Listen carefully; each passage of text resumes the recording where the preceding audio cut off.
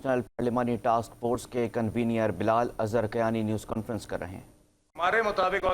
ہمارے مطابق نہیں بلکہ حقیقتاً آئین اور قانون میں آلریڈی درج، ہم نے اس کو مزید وضع کیا ہے، مزید اسٹرینتھن کیا ہے۔ اور یہ بنیادی طور پہ یہ بل کیا ہے؟ اس بل کی 3 شقیں ہیں۔ پہلی شق یہ کہتی ہے کہ اگر آپ نے ریٹرننگ آفیسر کے سامنے بطور کینڈیڈیٹ اپنا پارٹی سرٹیفکیٹ نہیں جمع کرایا اپنی جماعت کے ساتھ افیلیشن کی ڈکلیریشن کرتے ہوئے، تو آپ کو آزاد کینڈیڈیٹ تصور کیا جائے گا۔ یہ بھی ایسی بات ہے جو آلریڈی آئین اور قانون میں موجود ہے، اس کو ہم نے مزید وضع کیا ہے، اور یہ ایسی بات ہے جس سے کوئی بھی شخص، کوئی بھی جماعت جو الیکشن لڑتی ہے ڈس ایگری نہیں کر سکتی ہے، پریکٹیکلی ایکسیپٹڈ بات ہے۔ دوسری بات ہم نے ترمیم یہ کی ہے کہ کوئی بھی جماعت اگر مقررہ وقت میں اپنی ریزرو سیٹس کی لسٹ نہیں جمع کراتی، جو کہ مقررہ وقت الیکشنز ایکٹ میں بھی درج ہے، تو وہ جماعت جو کہ ریزرو سیٹس کی لسٹ نہیں جمع کرائے گی، وہ الیکشنز کے بعد ریزرو سیٹس کے کوٹے کی مستحق نہیں ہو سکتی۔ یہ پھر سے ایک ایسی بات ہے جو ہمارے نزدیک الیکشنز ایکٹ کے سیکشن 104 میں یا اس کے سب سیکشنز 104(1) اور 104(4) میں آلریڈی درج ہے، مگر ہم نے اس کے مزید وضع کیا۔ اور تیسری بات ہم نے یہ اس بل میں پروپوز کی تھی جو قومی اسمبلی نے منظور کی ہے کہ ایک آزاد کینڈیڈیٹ جب ایک آزاد کینڈیڈیٹ کی حیثیت سے الیکشن کنٹیسٹ کر لے اور جیت جائے، تو اس کے بعد جب وہ کسی جماعت کو جوائن کرنے کا فیصلہ کرتا ہے تو اس کا وہ فیصلہ irrevocable ہے، وہ ریورس نہیں ہو سکتا۔ ونس اگین یہ ایک ایسی چیز ہے جو آئین اور قانون سے سپورٹڈ ہے، موجودہ آئین اور قانون سے سپورٹڈ ہے، اور یہ ایک پریکٹیکلی ایسی چیز ہے جس سے کوئی ڈس ایگری نہیں کرتا۔ یہ تینوں شقیں جب ہم نے پارلیمنٹری افیئرز کی اسٹینڈنگ کمیٹی میں بھی پیش کی، تو جو اپوزیشن کے بھی ممبران تھے انہوں نے اس پہ ہر قسم کی بات کی، مگر کوئی بھی شخص اس بل کے اندر کوئی ایسی چیز پوائنٹ آؤٹ نہیں کر سکا جو پریکٹیکلی غلط ہو یا آئین یا قانون سے متصادم ہو۔ تو میں اس لیے شکریہ ادا کرتا ہوں اپنے آنریبل کولیگز کا جنہوں نے یہ ہمیں سپورٹ کیا اور آج یہ بل پاس کیا۔ اور ساتھ ہی ساتھ آپ نے دیکھا کہ جو ابھی سپریم کورٹ کی ریزرو سیٹس کے کیس کے اندر بھی ایک ججمنٹ آئی ہے جو کہ مائنورٹی ڈیٹیل ججمنٹ آئی ہے جسٹس امین الدین خان اور جسٹس نعیم اختر افغان کی، اس کے اندر بھی آپ نے دیکھا کہ جو ریزرو سیٹس کا فیصلہ ایک میجورٹی ججمنٹ سے آیا ہے، جس کو ہم بھی کہہ رہے ہیں کہ یہ ایک ایسا فیصلہ ہے جو ہم سمجھتے ہیں درست نہیں ہے۔ فیصلے غلط بھی ہو سکتے ہیں، میرے نزدیک وہ آئین سے ہارمنی میں نہیں ہے، آئین اور قانون سے ہارمنی میں نہیں ہے۔ اسی بات کو کافی تفصیل میں ان 2 سپریم کورٹ جسٹسز نے کہا ہے، اور آپ نے دیکھا ہے کہ انہوں نے تو یہاں تک کہا ہے، اور میں ان کی ججمنٹ کا حصہ پڑھوں گا، کہ اس مائنورٹی ججمنٹ میں جو ڈیٹیل آئی وہ بھی وہی بات کہہ رہے ہیں جو ہم نے کہی کہ پی ٹی آئی تو اس کیس میں پارٹی نہیں تھی۔ ایک ایسا کیس جس میں نہ پی ٹی آئی پارٹی تھی، نہ انہوں نے ایک پریئر جمع کرائی، نہ ان کی مانگ تھی، ان کو ایک ایسی چیز دی گئی، پی ٹی آئی نہ ایک کیس کی فریق ہے، نہ ان کی کوئی پریئر ہے، نہ ان کی کوئی پٹیشن ہے، اور پھر بھی ان کو ریلیف دیا گیا۔ دوسری اس کیس کے اندر پارٹی تھی سنی اتحاد کونسل، اس نے جو ریلیف مانگا اس کو وہ نہیں دیا گیا بلکہ ان کی پٹیشن ڈسمس کی گئی۔ اور تیسری بات یہ ہے کہ جو یہ مائنورٹی ججمنٹ جسٹس امین الدین خان اور نعیم اختر افغان صاحب کی جو یہ ججمنٹ ہے، یہ کہتی ہے کہ unless articles 51, 106 and 63 of constitution are suspended and in their place new articles in consonance with the relief granted through the majority order are inserted in the constitution, the relief which has been granted to the PTI cannot be granted۔ انہوں نے تو یہاں تک بات کی کہ اس judgment کے تحت، میجورٹی ججمنٹ کے تحت، ایک نئی پارلیمانی پارٹی قومی اسمبلی میں اور 3 صوبائی اسمبلیوں میں بنائی گئی ہے جو ایگزسٹ نہیں کرتی تھی، جو کہ پی ٹی آئی ہے۔ اور آخر میں ایک اور فقرہ اس ججمنٹ سے اس طرح پڑھنا چاہوں گا، یہ میں صرف حوالہ دے رہا ہوں اس مائنورٹی ڈیٹیل ججمنٹ کا جو کہ 2 دن قبل آئی، جو کہ کہتی ہے کہ in conclusion it is clear that the superstructure created by the majority's short order does not in any way come within the ambit of the jurisdiction vested in this court or in the constitution۔ تو دیکھیے یہ تو بات تھی supreme court کے فیصلے کے حوالے سے جو ریزرو سیٹس کے کیس میں تھا۔ تو دیکھیے ہم یہ جو بل لے کے آئے ہیں، اس بل کا بھی مقصد یہی تھا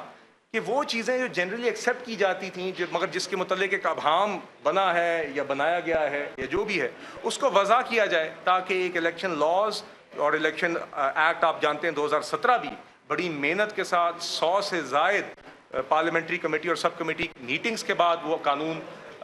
बना था, जिसमें पीटीआई को भी मशावरत में शामिल रखा गया था, इस चीज़ के बावजूद कि उस वक्त वो बाहर धरने दे रहे थे, मगर फिर भी एक जमहूरी अमल में उनको भी स्टैंडिंग कमेटी में शामिल रखा गया, इलेक्शन कमीशन की इनपुट ली गई, एक बड़ा मजबूत इलेक्शन एक्ट बनाया गया। और आज उसको मज़ीद वज़ा करने के लिए ऐसे मामलात पे जिनको हम जनरली समझते हैं कि आइन और कानून में ऑलरेडी लिस्टेड हैं और जनरली प्रैक्टिस भी एक्सेप्ट होते थे, मगर रिसेंटली उनके मतलब जो अभाम बना है उसको मज़ीद उसमें क्लैरिटी लाने के लिए, कानून को मज़ीद स्ट्रॉन्ग करने के लिए, क्लियर करने के लिए, मज़ीद वाज़े करने के लिए हम ये बिल लाए हैं। और हम मशकूर हैं अपने कॉलीग्स का कौमी असम्बली में जिन्होंने आज इसको अक्सरियत के साथ पास किया है, और हम उम्मीद करते हैं इंशाल्लाह कि सेनेट, ऑनरेबल सेनेटर्स भी सेनेट में इस बिल को कंसिडर करेंगे, पास करेंगे, ताकि ये कानून बन सके। जी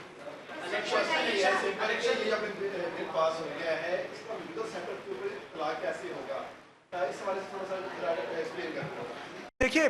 बात यह है कि ये तो जी इलेक्शन कमीशन, कौमी असम्बली उसको कंसिडर करेगी।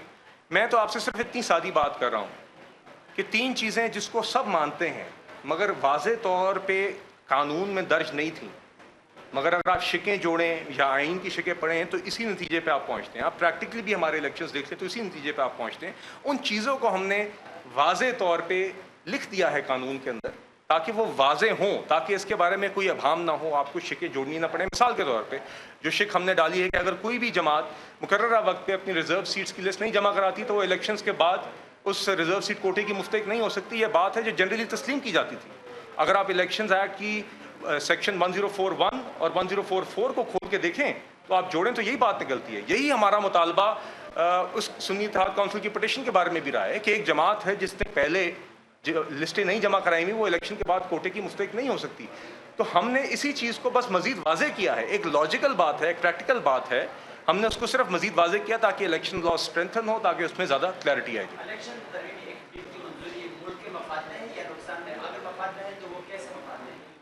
जी देखिए, बिल्कुल मफाद में तो सवाल ही पैदा नहीं होता। बिल्कुल मुल्क के मफाद में इस तरह है कि इलेक्शंस एक्ट जिसके तहत आपके मुल्क के कौमी और सूबाई इलेक्शंस, असम्बलीज़ के इलेक्शंस होते हैं, उसमें जितनी वजाहत होगी, जितनी उस कानून में क्लैरिटी होगी ताकि इलेक्शन प्रोसेस की इंटेग्रिटी कायम रहे, ताकि इलेक्शन प्रोसेस के स्टेप्स जो है उसमें क्लियर हो, उसमें कोई अभाम ना हो, ताकि किसी किस्म के भी ग्रे एरियाज ना हो। जब वो ग्रे एरियाज ख़त्म होते हैं, जब इस तरह की लॉ के ऊपर जिस तरह हम इस बिल में लेके आए हैं, ऐसी चीज़ें जिसको सब वैसे ही इलेक्शन के अमल का एक हिस्सा तस्लीम करते हैं मगर रिसेंटली उस पर सवाल उठे हैं, जब ये वाजे हो जाएंगी एक्ट के अंदर तो मज़ीद क्लैरिटी होगी आपके इलेक्शन प्रोसेस के अंदर, जिससे आइंदा इस तरह के कोई इश्यूज़ खड़े नहीं होंगे जो हमारे नज़दीक वैसे ही भी आइन और कानून में दर्ज थे, मगर इस तरह मज़ीद वाजे होने से मेरे ख्याल से मज़ीद वजाहत आएगी और इलेक्शन प्रोसेस ज़्यादा स्मूथ होगी।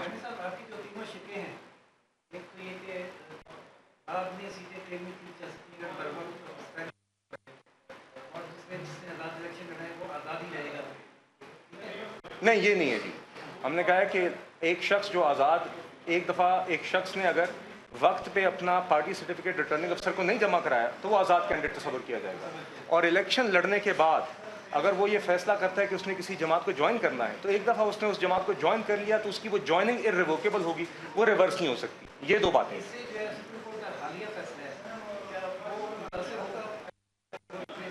देखिए जी,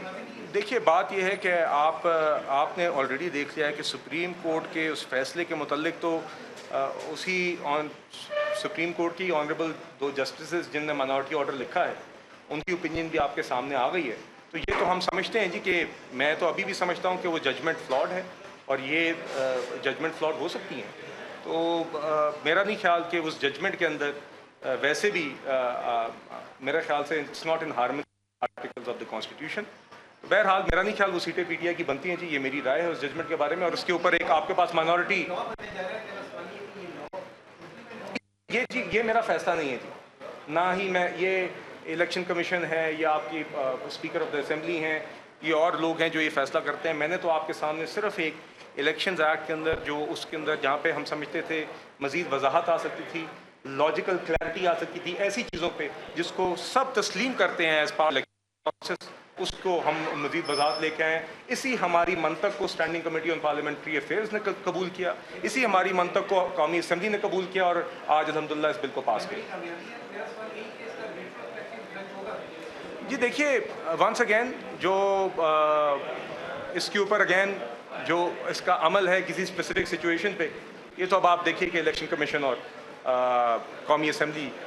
یا اسپیکر جو ہوں گے وہی اس کے اوپر فیصلہ ہوگا. بنیادی طور پہ تو پہلے میرے خیال سے الیکشن کمیشن ہی اس پروسیس میں آئے گا، تبھی اس کے اوپر کوئی حتمی فیصلہ ہوگا.